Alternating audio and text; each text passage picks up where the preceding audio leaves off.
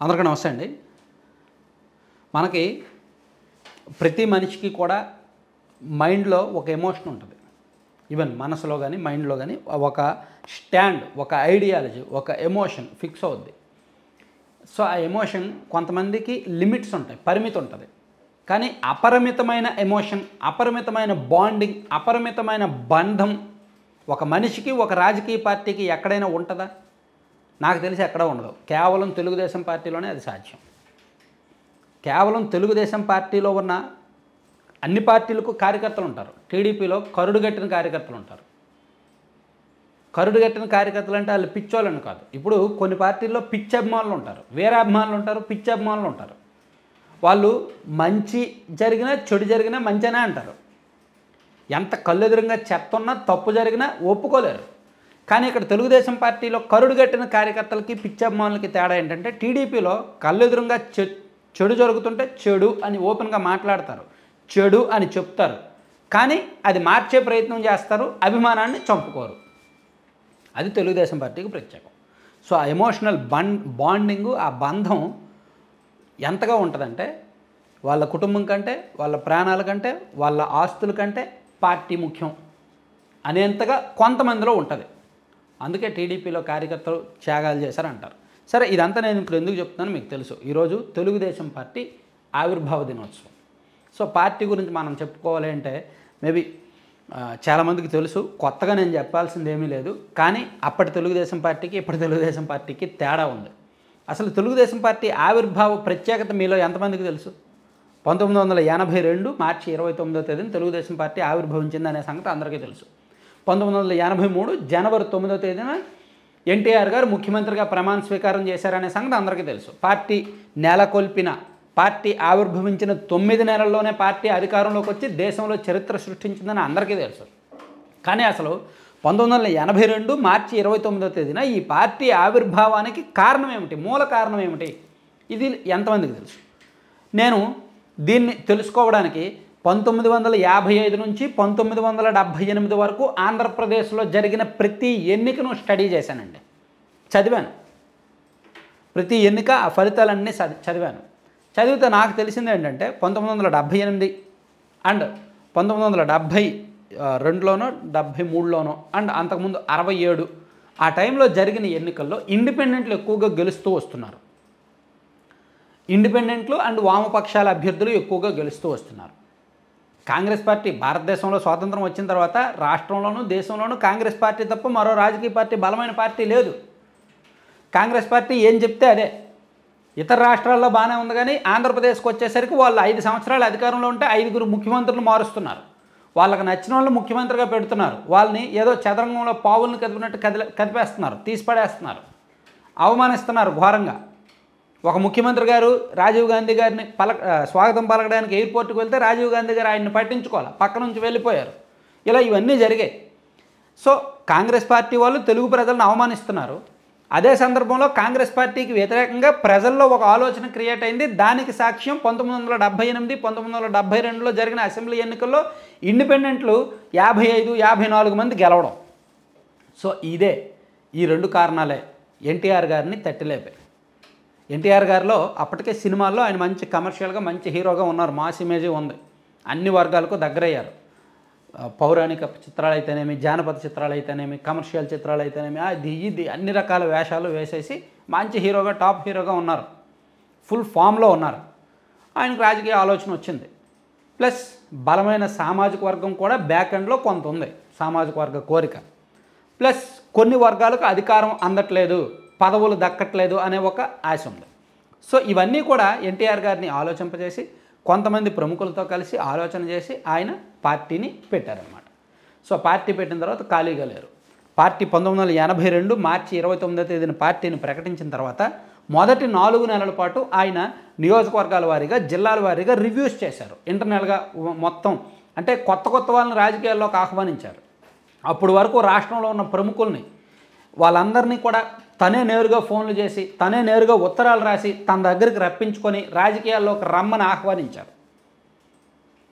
వాళ్ళలో కలమటి మోహన్ రావు గారో, లేదంటే ఈ అయ్యన్న పాత్రుడు గారో, లేదంటే ఎర్రన్నాయుడు గారు అండ్ కళా వెంకటరావు గారు లాంటి వాళ్ళు, ప్లస్ ఇంకా చాలామంది ఉన్నారు. అంటే నేను ఉత్తరాంధ్రకు సంబంధించి చెప్పాను. ఈవెన్ ఇక్కడ కూడా ఈ రాయలసీమ, గోదావరి జిల్లాల్లో కూడా అప్పట్లో 1978, 1983లో మొదటిసారి ఎమ్మెల్యే అయిన వాళ్ళు చాలామంది ఉన్నారనమాట. సో అలా కొత్త కొత్త వాళ్ళని, ఇప్పుడు ఆయన ఎవరు, కోడెల శివప్రసాదరావు గారు అలా వచ్చిన వ్యక్తే. సో ఇలా పార్టీలో కొత్త నాయకత్వాన్ని తయారు చేశారు. ఎన్టీఆర్ గారు అప్పటి వరకు రాజకీయాల్లో సంబంధం లేని వ్యక్తుల్ని, సమాజంలో మంచి పేరు ఉన్న వ్యక్తుల్ని గమనించి, గుర్తించి, ఆయనే స్వయంగా లేఖలు రాసి పిలిపించి ఒక నాయకత్వాన్ని తయారు చేసి ఆయన 1982 డిసెంబర్ నెలలో అనుకుంటా రాష్ట్ర వ్యాప్తంగా ఒక చైతన్య రథం ద్వారా చైతన్య రథం ద్వారా రాష్ట్ర వ్యాప్తంగా ఎన్నికల ప్రచారానికి వెళ్ళారు, పర్యటనకు వెళ్ళారు. నాన్ స్టాప్గా 19 రోజుల పాటు రాష్ట్రం మొత్తం చుట్టేశారు. జనంలో విపరీతమైన క్రేజ్ వచ్చింది. జనంలోనే గడిపారు, ఇంటికి వెళ్ళలేదు. జనంలోనే అన్నీ రేయింబవళ్ళు మీటింగులే, మొత్తం అన్నీ జనంలోనే, స్నానాదులు అన్నీ కూడా జనంలోనే. సో అంతగా కష్టపడ్డారు. చివరికి ఆయన ముఖ్యమంత్రి అయ్యారు. అయితే ముఖ్యమంత్రి అయిన తర్వాత ఎన్టీఆర్ గారు పరిపాలన చేశారు, రాజకీయం చేయాల. అది ఆయనకు దెబ్బేసింది.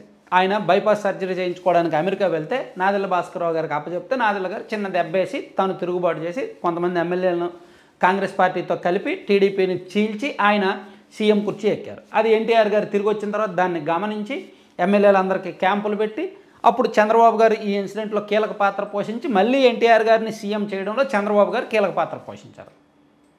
చంద్రబాబు గారు మేబీ అప్పుడు టీడీపీలోకి రాలేదు, కానీ ఎన్టీఆర్ గారికి అల్లుడుగా ఉన్నారు కాబట్టి, ఇదంతా జరిగింది కాబట్టి, ఆయనకు తెలుసు కాబట్టి ఆయన ఎమ్మెల్యేలందరినీ ఒక గూటికి చేర్చడం, రాష్ట్రపతి ముందు హాజరుపరచడం, కాంగ్రెస్ పార్టీకి వ్యతిరేకంగా ఏం జరుగుతుందనేది వాళ్ళకి చెప్పడం. సో దాంతో ఎన్టీఆర్ గారి బల నిరూపణ జరగడం, ఇమీడియట్గా ఎన్టీఆర్ గారు వచ్చి మళ్ళీ ముఖ్యమంత్రి అవడం, ఇవన్నీ జరిగింది. ఇదంతా జరిగిన తర్వాత కూడా, అంటే నేను చరిత్ర మొత్తం చదివి స్టడీ చేసి ఏం చెప్పాలో చెప్తున్నాను, మొత్తం చెప్తున్నా, కొత్త వాళ్ళకి ఎవరికైనా తెలియని వాళ్ళు తెలుసుకుంటారని. సో ఆ తర్వాత అయినప్పటికీ ఎన్టీఆర్ గారికి తన దగ్గర ఉన్న ఎమ్మెల్యేల మీద అనుమానం. అరే ఎమ్మెల్యేలు నేను లేనప్పుడు అతని దగ్గరికి వెళ్ళిపోయారు కదా, సో వీళ్ళని మనం ఎలా నమ్ముతాము, అందుకే మళ్ళీ ప్రజాభిప్రాయం కోరదాంలే అని చెప్పి అర్ధంతరంగా ఆయన ప్రభుత్వాన్ని రద్దు చేసి మళ్ళీ 1985లో మళ్ళీ ఎన్నికలకు వెళ్ళి మళ్ళీ చరిత్ర సృష్టించి మళ్ళీ గెలిచారు, ముఖ్యమంత్రి అయ్యారు, 5 ఏళ్ల పాటు పరిపాలించారు. ఈలోగా 1984లో వచ్చిన పార్లమెంట్ ఎన్నికల్లో దేశంలో తెలుగుదేశం పార్టీ ఒక చరిత్ర సృష్టించింది. దేశవ్యాప్తంగా కాంగ్రెస్ పార్టీ తర్వాత అత్యధిక సీట్లు వచ్చిన పార్టీ తెలుగుదేశమే. 30 లోక్సభ సీట్లు, 4.5% ఓట్లు. టీడీపీ కంటే ఎక్కువ ఓట్లు వచ్చిన వాళ్ళకి ఎవరికి కూడా ఇన్ని సీట్లు రాలే, కానీ టీడీపీ మాత్రం దేశంలో సెకండ్ ప్లేస్లో ఉందన్నమాట, కాంగ్రెస్ తర్వాత అత్యధిక స్థానాలు. సో అలా జాతీయ స్థాయిలో కూడా రికార్డు సృష్టించింది టీడీపీ అప్పుడే ఎన్టీఆర్ గారు ఉన్నప్పుడు. 1985లో ముఖ్యమంత్రి అయ్యి 89 వరకు పరిపాలించారు. 89లో కొంత వ్యతిరేకత వచ్చింది, కాంగ్రెస్ పార్టీ పుంజుకుంది. 89లో కాంగ్రెస్ గెలిచింది. అంటే ఎన్టీఆర్ గారు 85 నుంచి 89 వరకు ఆయన రాజకీయం చేయల, పరిపాలనే చేశారు. ఎన్నో విప్లవాత్మక సంస్కరణలు తీసుకొచ్చారు.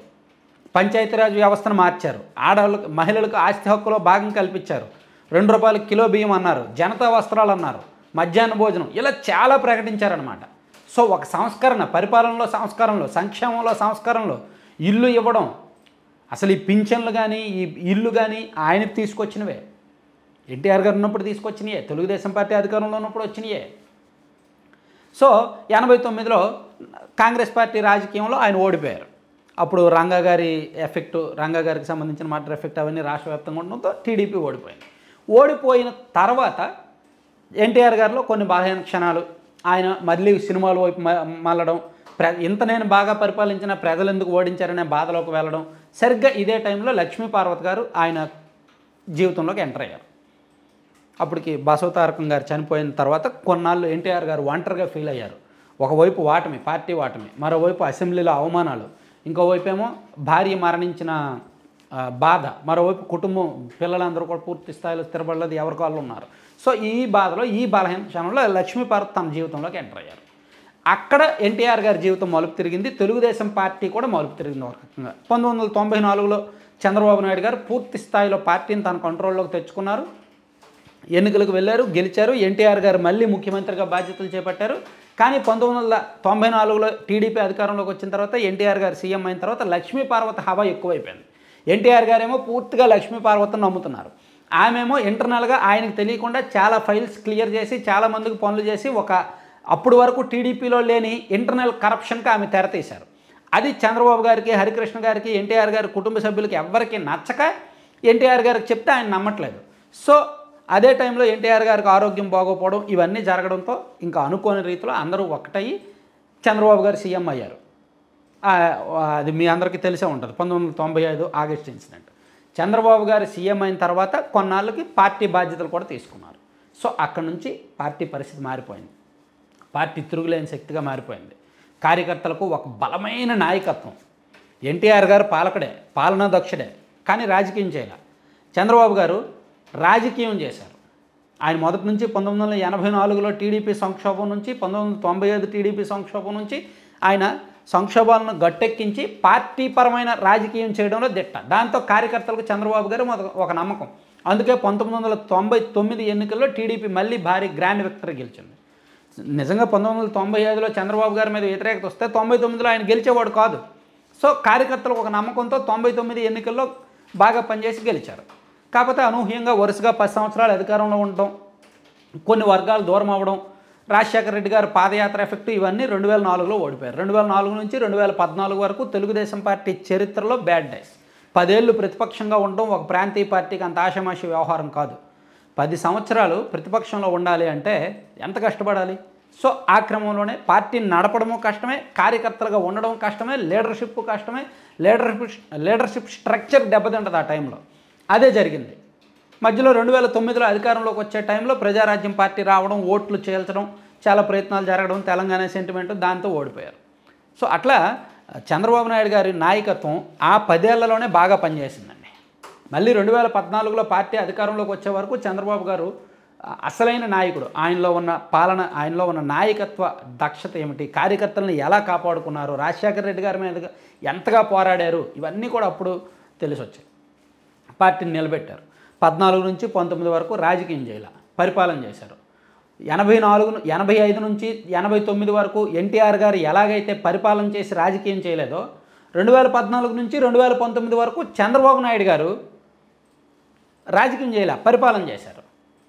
సో దాంతో 2019 ఎన్నికల్లో దెబ్బతిన్నారు. 2019 నుంచి 2024 వరకు ఓవరాల్ తెలుగుదేశం పార్టీ హిస్టరీలోనే బ్యాడ్ డేస్. ఆ కార్యకర్తలకు నిద్ర కూడా పట్టేది కాదు. ఊళ్ళో వదిలేసి వెళ్ళిపోయేవారు, కుటుంబాల్లో వదిలేసి వెళ్ళిపోయేవారు. ఆస్తులు, కేసులు, ఆస్తుల మీద దెబ్బ, కేసులు, ఆర్థిక మూలాల మీద దెబ్బ, చాలా ఇబ్బందులు పడ్డారు. సో చివరికి కొంతమంది ప్రాణత్యాగం చేయాల్సి వచ్చింది, చాలామంది కష్టాలు పడ్డారు. చివరికి లోకేష్ గారి రూపంలో కొత్త నాయకత్వం రావడం, లోకేష్ గారు పాదయాత్ర చేయడం, ఆయన తన పట్టు నిరూపించుకోవడం, తన సమర్థత నిరూపించుకోవడం, సో తనలో ఉన్న సబ్జెక్ట్ నిరూపించుకోవడం, తనను తాను జనంలో, కార్యకర్తల్లో ఒక నమ్మకం గెలుచుకోవడంతో ఇప్పుడు ఓవరాల్గా తెలుగుదేశం పార్టీకి ఓకే, చంద్రబాబు గారి తర్వాత లోకేష్, ఖచ్చితంగా లోకేష్ గారు పార్టీని నడిపించగలరు, పరిపాలన కూడా ఆయనకు అనుభవం ఉంది, లక్షణాలు ఉన్నాయి అనేది ఒక నమ్మకం గెలుచుకున్నారనమాట. సో ఇంత హిస్టరీ ఉంది తెలుగుదేశం పార్టీ గురించి మనం చెప్పుకోవాలంటే, ఇంత హిస్టరీ. సో ఓవరాల్గా ఇప్పుడేంటి, టీడీపీ అధికారంలోకి వచ్చారు. అధికారంలోకి వచ్చిన టీడీపీలో ప్రత్యేకత నేను స్టార్టింగ్లోనే చెప్పా, తప్పు చేస్తే తప్పు అని చెప్తారు. పార్టీ తప్పు చేస్తుంది, పరిపాలన బాగాలేదు ఓపెన్గా చెప్తారు, కానీ పార్టీని వదలరు, జెండాను వదలరు. జెండా ఇంటి మీద ఉంటుంది, కానీ చంద్రబాబు నాయుడు పరిపాలన తిడతాడు. అది టీడీపీలో ప్రత్యేకం. వాళ్ళ ఇంటి మీద జెండా ఉంటుంది, కానీ పరిపాలన బాగోలేదని ఓపెన్గా తిడతాడు. అలా ఏ పార్టీ వాళ్ళని చేయగలరా? కేవలం టీడీపీలోనే చేస్తారు అలా. చాలా ఇన్సిడెంట్లు, చాలా ఉదాహరణలు ఉన్నాయి. వాళ్ళ ఒంటికి చూస్తే వాళ్ళ ఇంట్లో, అంటే చంద్రబాబు గారు ఫోటో వాళ్ళ ఇంట్లో పెట్టుకుంటారు, కానీ చంద్రబాబు గారు తీసుకున్న నిర్ణయాలు బాగోలేవండి, రాష్ట్రం పోతుందండి, కార్యకర్తలు పోతున్నారండి, టీడీపీ పోతుందండి అంటారనమాట. సో ఆ ప్రత్యేకత ఉంది కార్యకర్తలకి. సో అందుకే ఓవరాల్గా నాకు తెలిసినంత వరకు దేశంలో బలమైన మూలాలు, బలమైన పొలిటికల్ స్ట్రక్చర్, బలమైన బూత్ లెవెల్ నెట్వర్క్, బలమైన పోల్ మేనేజ్మెంట్ వ్యవస్థ ఉన్నది తెలుగుదేశం పార్టీకి మాత్రమే. మధ్యలో డిఎంకేకి కొంత వచ్చింది పోయింది, తృణమూల్ కాంగ్రెస్కి కొంత వచ్చింది పోయింది.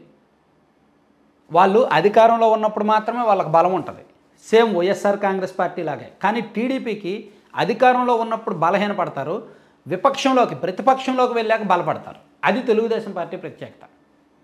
సాధారణంగా ఇతర పార్టీలు అధికారంలో ఉన్నప్పుడు బలంగా ఉండి ప్రతిపక్షంలోకి వెళ్ళిపోయాక వీక్ అయిపోతారు. కానీ టీడీపీలో ప్రతిపక్షంలో ఉన్నప్పుడు ఎక్కడ లేని కసి వచ్చేస్తుంది, అధికారంలోకి వచ్చాక డేలా పడతారు. సర్లే మేము ఇంకా అధికారంలోకి వచ్చాం కదా అని, అక్కడే తప్పులు జరుగుతాయి. సో ప్రస్తుతానికైతే టీడీపీ 43వ ఆవిర్భావ దినోత్సవం 2025 భవిష్యత్తులో లోకేష్ గారే అంతా అని అనుకుంటున్నారు. మధ్యలో జూనియర్ ఎన్టీఆర్ గారి ఎపిసోడ్ ఉన్నప్పటికీ మధ్యలో కొన్నాళ్ళు వచ్చింది, మళ్ళీ వెళ్ళింది. భవిష్యత్తులో మళ్ళీ ఆయన ఇటు వస్తారా లేదా అనేది ఇప్పుడైతే అప్రస్తుతం. నేను ఆ సబ్జెక్టు చెప్పదలుచుకోలేదు. Thank you.